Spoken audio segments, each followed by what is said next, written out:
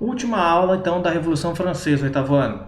Então, na aula passada, nós vimos sobre a Convenção Nacional, a tomada do poder pelos jacobinos, liderado por Robespierre. E a partir desta aula, nós vamos ver algumas divergências que haverá dentro do Partido dos Jacobinos, ou seja, umas disputas internas dentro do Partido Jacobino, que era o partido mais radical. Bem, no final da aula passada nós falamos sobre o período do terror, o período em que mais de 30 mil pessoas foram guilhotinadas na França, ou seja, foram decapitadas por se oporem ao Partido Jacobino. Chegou num momento tão extremo que a parte dos jacobinos, de membros dos partidos jacobinos, pediram para acabar com as execuções. E aí o Partido Jacobino começa a perder apoio da população e, consequentemente, vai enfraquecer também. O Robespierre, que era o líder dos jacobinos, portanto era o que administrava tudo, também perde apoio. Com isso, quem volta ao poder é os girondinos, lembrando que lá no começo da Revolução os girondinos ocuparam o poder, não conseguiram resolver a crise, os jacobinos tomam o poder e agora os girondinos voltam mais uma vez. E aí, por conta da radicalidade do Robespierre, eles prendem e, por incrível que pareça, o próprio Robespierre também é executado na guilhotina. Vejam só, ele que mandou matar tanta gente vai ser morto também. Os girondinos, ao recuperar o poder, eles se tornam maioria no governo.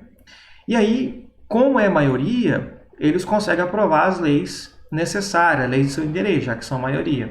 E aí formam um novo governo, e esse novo governo vai ser chamado de diretório.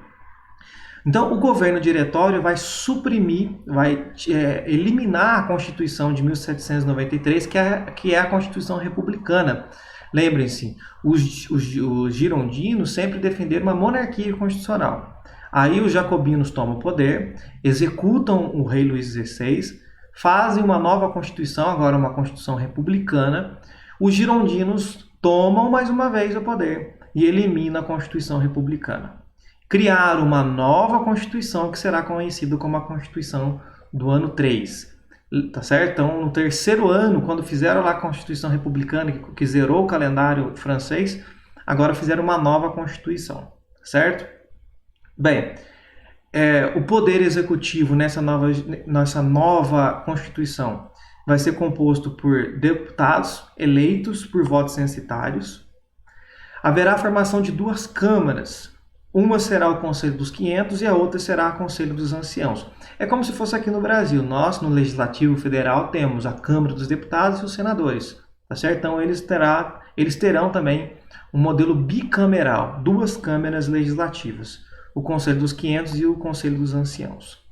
Mas, apesar de tudo, o governo diretório dos girondinos será um governo muito instável.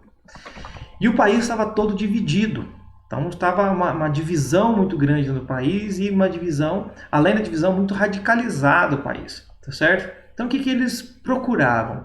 Um líder forte que fosse respeitado por todos, tanto por jacobinos quanto por girondinos. Porém, o que esse líder precisava fazer, além de ser forte, era proteger os interesses da burguesia. Afinal de contas, a revolução toda foi simplesmente para colocar a burguesia no poder. E isso eles não podiam abrir mão. Veja, se vai ter monarquia, se vai ter república, no final das contas isso pouco importava. O que importava é que a burguesia estivesse no poder. Portanto, esse novo líder precisava defender os interesses da burguesia. Então, no dia 9 de novembro de 1799, no calendário nosso, gregoriano, ou 18 de Brumário, que era o calendário da Revolução Francesa, ocorreu um golpe de Estado. Houve a tomada do poder. E quando é tomado o poder, eles então vão instituir um sistema chamado de consulado.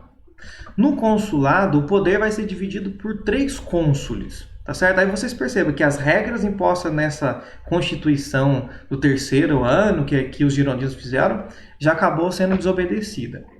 Então, esse modelo foi inspirado lá na Roma Antiga. Vocês se lembram quando nós estudamos a Roma Antiga que houve um período do consulado também, que criava-se um consulado com 3 nomes.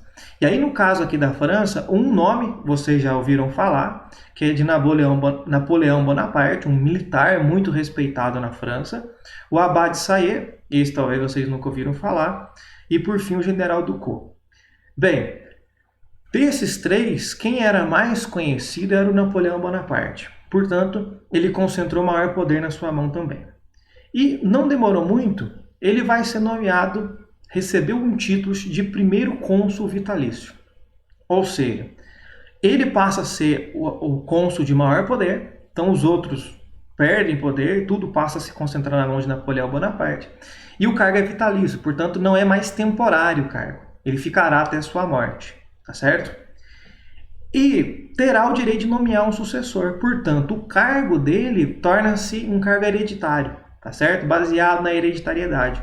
Em outras palavras, o Napoleão tem todo o poder na sua mão de novo, de forma absoluta, e um poder que é hereditário. Portanto, ele pode passar para o herdeiro depois ou para um sucessor que ele escolher. Tá certo?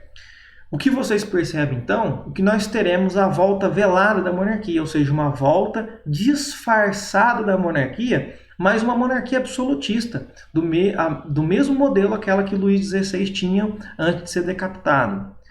Parece, então, que a Revolução não serviu de absolutamente nada, porque nós começamos essa unidade com a França sendo uma monarquia absolutista, terminamos esta unidade com um consulado que na prática era uma monarquia absolutista. Agora na mão de Napoleão Bonaparte, ele não se chama rei, ele não se intitula rei, ele se intitula de primeiro cônsul, mas na prática dá na mesma. Então será que não valeu de nada a Revolução? Bem, lembrem-se que quando deram o poder para o consulado, para o Napoleão Bonaparte, é para que ele respeitasse os interesses da burguesia. Então, para a população mais pobre, provavelmente a mudança foi pequena e insignificante. Mas para a burguesia fez muita diferença, porque eliminou os nobres. Veja, não voltou a classe da nobreza. Os nobres continuaram fora do poder. Então, a monarquia velada, ela é diferente daquela monarquia anterior, porque antes eram os nobres quem mandavam, agora é a burguesia. Por isso que a Revolução Francesa é considerada uma das principais revoluções burguesas. Então, a diferença mais importante aqui dessa revolução é a substituição do poder, saindo os nobres e entrando na burguesia. Tá certo? Então veja que no final das contas, aquela ideia toda de liberdade e tal, ela se perdeu no meio do caminho. Da igualdade, ela acabou se perdendo no meio do caminho. O que era o principal interesse? Era a burguesia tomar o poder. A burguesia eliminar a nobreza e ocupar o poder. Tá certo?